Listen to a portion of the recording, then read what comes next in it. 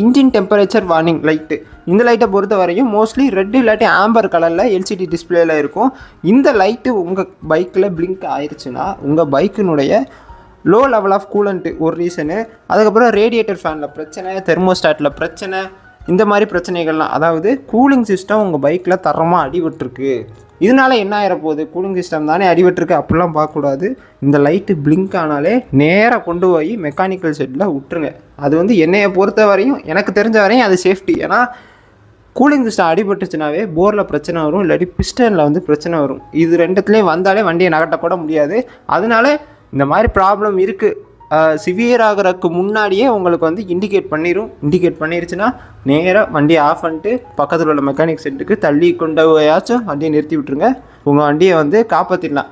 இல்லை விட்டுட்டிங்கன்னா அப்புறம் மெக்கானிக்கல் செட்டில் கொண்டு போய் வண்டி நின்று வச்சு எதுவுமே பண்ண முடியலன்னா 5 நிமிஷத்துக்கு முன்னாடி வந்துருந்தால் காப்பாற்றிருக்கலாம் அப்படிங்கிற மாதிரியான பதிலை மட்டும்தான் மெக்கானிக்கிட்ட இருந்து நம்ம பெற முடியும்.